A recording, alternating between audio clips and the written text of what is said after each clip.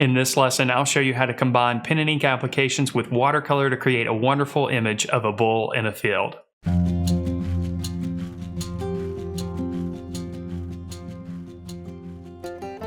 Hello there everyone, Matt here with thevirtualinstructor.com, and in this lesson we're going to take a look at combining pen and ink applications with watercolor applications to create a wonderful image of a bull in a field. Now if you're brand new to this channel or you haven't done so yet, I suggest that you subscribe to the channel. We cover a broad variety of drawing and painting media as well as subject matter. And if you want to check out 3 of our course videos and ebooks for free, you can do so by clicking on the card in the upper right hand corner or by clicking on the link in the description below this video. With that being said, let's go ahead and dive into this week's lesson. Here's a look at the photo reference that I used to create this painting. This photo reference is from a site called pixabay.com. Now, I didn't follow the photo reference exactly, but I used it just as it should be used, as a reference. We'll be working on 140-pound hot press watercolor paper by Canson for this demonstration, which will provide a smooth surface for our ink applications, but will accept the watercolor applications. I'll be using Staedtler technical drawing pens, and I'll be using a 0.05mm pen exclusively. We'll start with a light graphite transfer or a sketch. In this case, I used a combination of both. I started with a graphite transfer, but then refined the sketch by using the photo reference as a guide. Then we'll start with our pen and ink applications, and you can start anywhere that you wish. In this case, I'm starting at the top of the bull's head. We'll start by defining the contour lines with a broken line, and then we can go in and start defining the textures while developing the value. Now, directional stroking, of course, is especially important when working with pen and ink. Our directional strokes can define the texture as well as define the form while developing the value. You can see here on the horn, we're going to change our directional strokes depending on the form of the horn. On the uppermost portion of the horn, we're making strokes that flow vertically. But as we get closer to the part of the horn that gets close to the head, you can see that we've changed the directional strokes so that they flow around the horn. This will help to contrast the directional strokes that we create in the hair section on the top of the head. We'll also add a few bits of indications of texture with a couple of small dots or dashes. Then we'll continue to work our way down the head, continuing this theme of defining the contour lines initially for each section and then filling in those shapes using contour lines. Of course, the contour lines that we're creating here are mostly developed using hatching. You're free to use cross-hatching as well, but when cross-hatching is introduced, it's a little bit more difficult to define the form using directional stroking. We'll work patiently here, paying attention to the photo reference in the areas where we see darker and lighter values. Of course, we need to concentrate the marks that we create in the areas where the value is darker, but we'll also keep in mind that we're going to apply watercolor applications later in the process. So while our pen and ink drawing will appear somewhat developed, we're not going to take it to a fully developed pen and ink drawing because some of the values, of course, will be developed with our watercolor applications. When working with pen and ink, it's important to understand that we can always make values darker. However, it's very difficult, if not impossible, to make values lighter.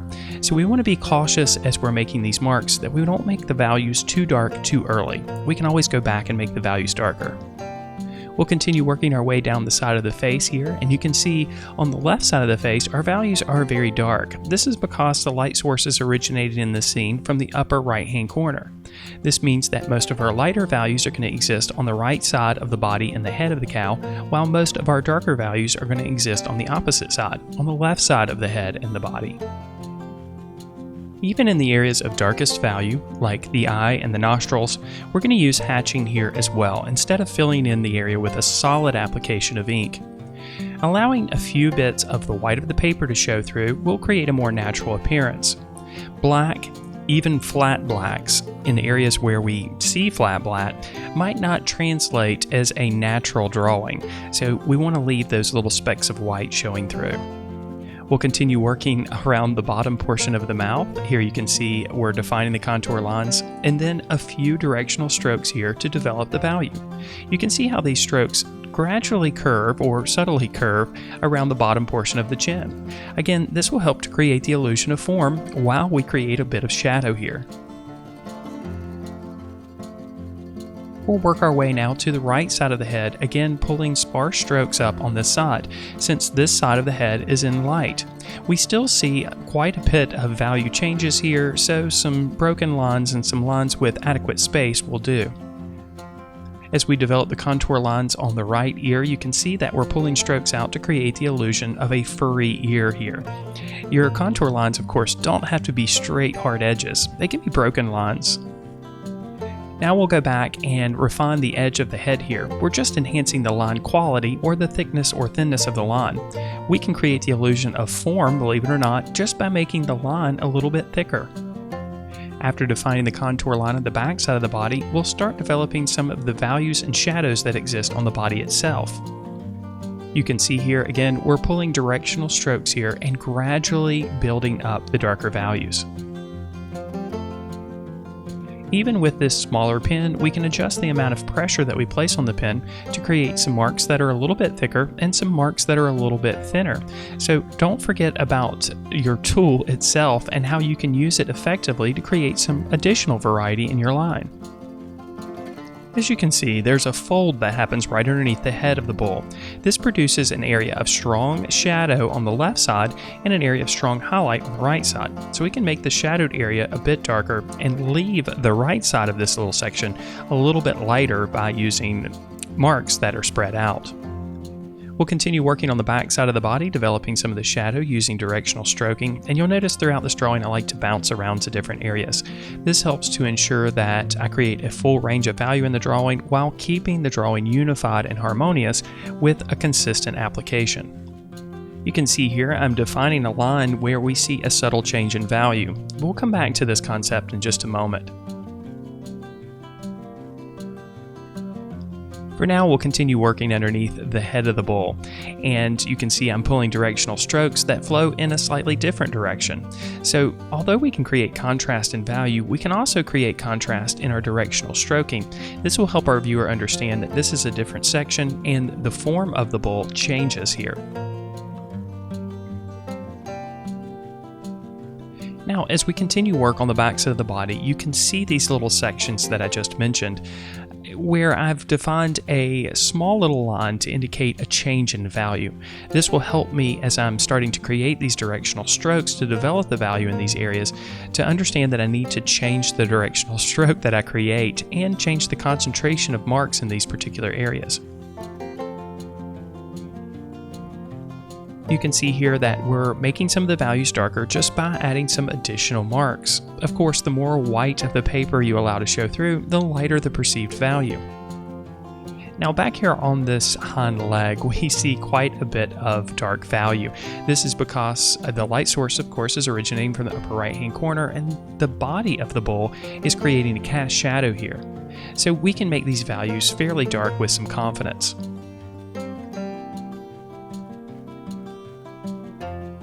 Of course, the udders underneath the body are also in deep shadow, but note the strong highlight where light is making its way underneath the body of the bull here. So we'll make sure that we preserve this area and make this section not quite as dark. As we work our way to the front legs, we'll need to first define some of the larger grass blades that are overlapping them. Then we can start making our applications on the leg itself. Here again you can see the directional strokes and how they're working to define the muscles in the upper part of the leg. So our directional stroking not only helps to define the form of each individual section of our drawing, but it also helps us to understand the texture in those sections as well. So we'll allow the direction that the fur is growing on the body of the bull to influence our directional stroking in areas. We'll continue working now on the far right leg, and you can see that we have an area of deep shadow right underneath the body where the front part, or the chest of the bull, overlaps it.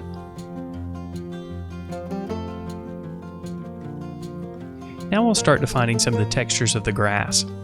We'll start here again by defining the contour line where the grass meets the distant trees, and then we'll pull strokes upward as the grass grows. You can see I've preserved a couple of circular shapes here for some flowers, which we'll add at the very end with our watercolor applications. Here in the extreme foreground, we'll define a few shapes for individual grass blades. We'll allow these to overlap and change direction, and some of these, of course, will be diagonal.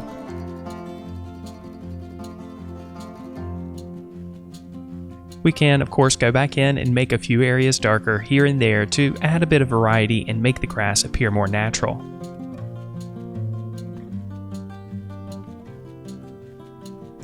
With pen and ink drawing, a lot of people believe that you need to be very stiff with your applications because it's ink after all, and ink is permanent, and sometimes this makes people stiffen up naturally.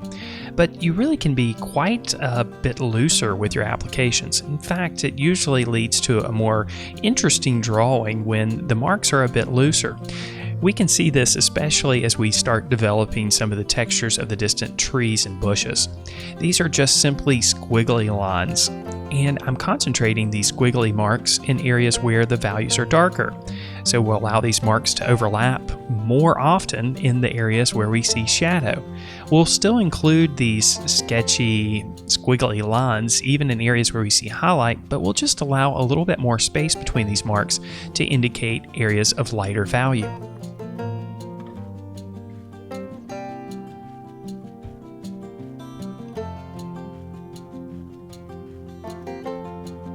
When creating a detailed pen and ink drawing like we are here, patience, of course, is important. Take your time and work slowly, but don't stiffen up. You can stay loose with your applications, but don't try to rush your drawing. Once we have our background and our foreground developed, we have quite a bit of value on the surface to make comparisons, and if we need to make areas on the bowl a little bit darker, we can do so. In this case, I created a border around the drawing using a ruler, and then it's time, once our ink is dried completely, to erase any remaining graphite lines. Now our pen and ink drawing is finished and we're ready for watercolor applications. For our watercolor applications, I'll be using my Cotman watercolor set, which is a wonderful set for beginner or intermediate artists or even advanced artists as well. I'll be using my Grumbacher Golden Edge nylon brushes to make these applications. I'll be using a size 14, a size 4, and a 00. We'll start here with the sky, and I'll use a bit of ultramarine. I'm also going to add just a touch of Payne's Gray to mute the color so it's not quite as intense. I like to pull colors from the cake and put them in another location as you see here. This allows me to control the intensity of the color before I make any applications. We'll start at the very top of the picture plane and work our way down. And as you can see, I've already taped off the sections that define the picture plane here. We want to make sure that none of our watercolor applications escape outside of these boundaries. We'll carefully work our way down using the larger brush, working all the way down to where the sky meets the bull and the distant trees. Of course, all these applications are made in one pass while the surface is still wet. Now we're going to use this same mixture and start defining some of the shadowed areas on the distant trees and bushes, and even in the grassy areas. We're using the blue here somewhat as an underpainting, and blue might seem like a strange choice, but of course green is mixed by combining blue and yellow. So the blue is a great color to use to define some of the shadowed areas. And speaking of shadowed areas, we're going to use a slightly different blue to define the areas of shadow on the bull. Now we're working with cobalt blue, which is similar to ultramarine, but it's just slightly cooler. So we'll go ahead and fill in the shadowed areas using this light wash of cobalt blue on the body of the bull. Now we're ready to start defining some of the warmer areas that we see mostly in highlight, but we also see these in the shadowed areas as well. So we'll start here with a bit of yellow ochre. We'll go right over the top of our dried applications of cobalt blue in the shadowed areas, but we'll use this warmer yellow ochre, of course, to go over the top of the highlighted areas as well. You'll notice here how light this wash is. We'll progressively develop the darker values and some complexity in the color with subsequent washes. We'll use this light application over the entire body of the bull. It's very, very light, so it may appear white, but we want to make sure that all of our white sections are completely covered, especially for this particular subject. We'll also use some of this yellow ochre in the bottom portion where we see a streak of light. And we'll continue with these yellow ochre applications, even in the areas of the bushes and the distant trees, establishing the lighter areas of value. Now we're going to mix just a bit of burnt sienna with our yellow ochre and start developing some of the more orange areas that we see on the body of the bull. We'll start in this case in the ear. And then of course we'll continue to work our way through different sections of the head, including the horns, the hair on the top of the head, and the bottom of the chin. Then of course we'll continue with these applications onto the body of the bull as well, going directly over the top of the applications we already have in place. With watercolor, we typically want to work with lighter values and progressively make those values darker throughout the process. That's why we're starting with light washes, but as the painting progresses, you'll see that our values progressively get darker.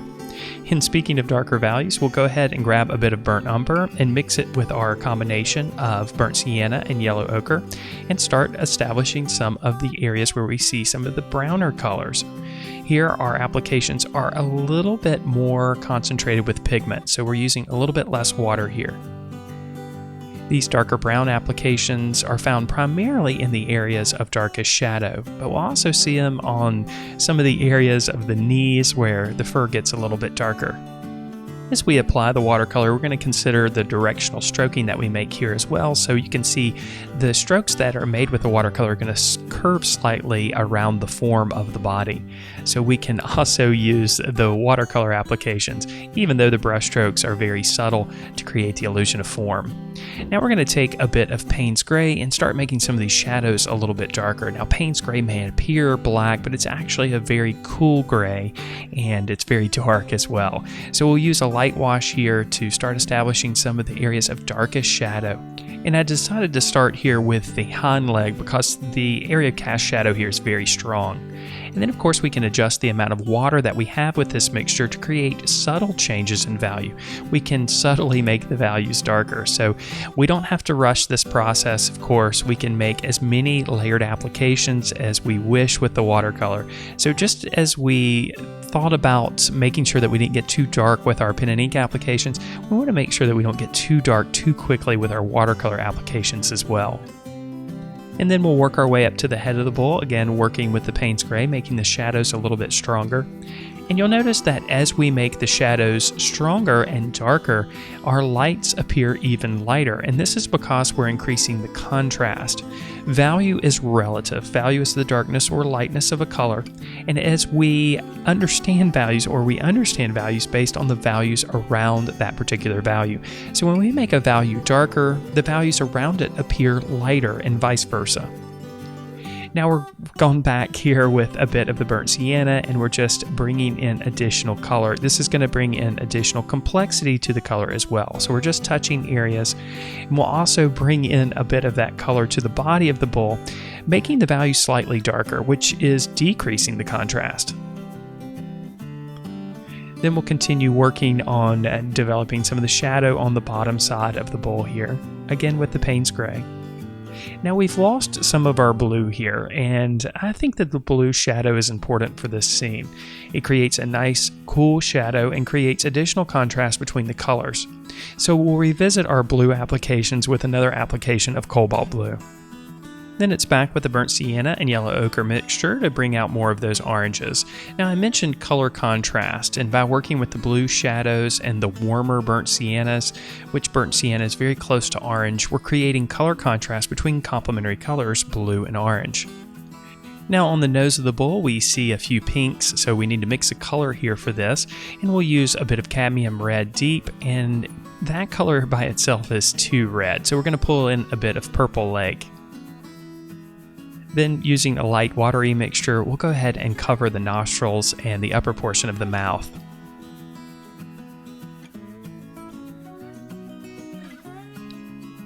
Now we're ready to start addressing some of the grass and the bushy areas and trees behind the bull.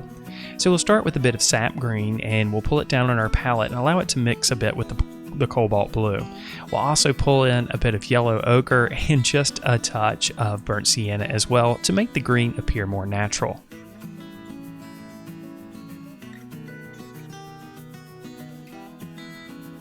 We'll start on the distant trees or bushes and start with a light watery application, going right over the top of our blue and yellow applications that we applied earlier.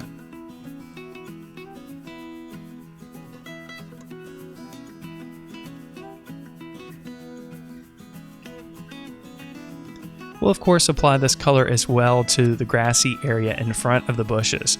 We'll allow these applications to be a bit more sparse in the highlighted area that streaks its way across the middle of the foreground.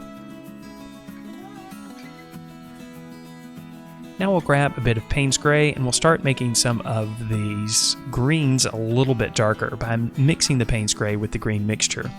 And we'll use this color primarily in the areas of shadow. Of course, as we're making these applications, we're increasing the contrast and thus increasing the illusion of light within the scene. So we want to make sure that we're careful with these applications and we don't apply them in the areas of highlight. We'll also apply this darker mixture to the grassy field. On the top portion of the foreground, we'll cover most of this area completely, but in the extreme foreground, we'll use it sparingly to create some variety. Now it's back to our burnt sienna and we'll apply a watery mixture to sections of the distant tree line and some of the bushes. Now this might seem strange, but this color will help to unify the scene and it also helps to make the greens appear more natural. We'll also apply a bit of cadmium yellow or mix a bit of cadmium yellow with our sap green and apply it to some of the highlighted areas. This will make the yellow greens a bit stronger and make the light appear a bit warmer. Then it's back to the body of the bull. Now that we've got some of the values and colors established in the surrounding areas, we can push our contrast a little bit further here. This time it's with a bit of Payne's Gray, making some of the shadows a little bit stronger.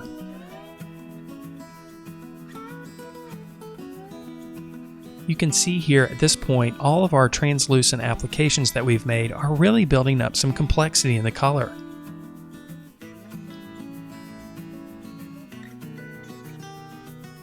We'll also pull a bit more of that cobalt blue around the left side of the face, making the shadows a little bit stronger. Then it's back to our mixture of burnt sienna and yellow ochre, adding a bit more warmth and a few more details to the face.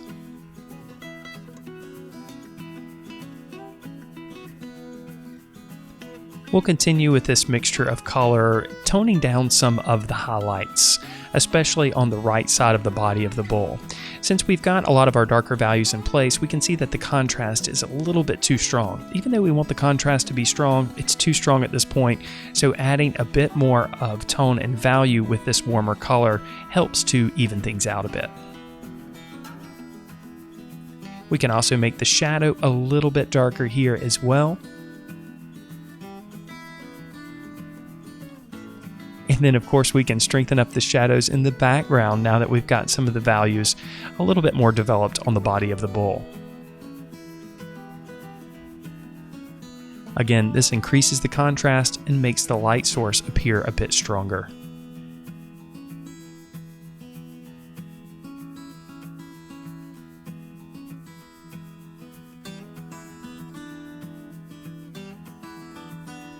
We'll continue this process, of course, here in the foreground, just making some areas of shadow here and there.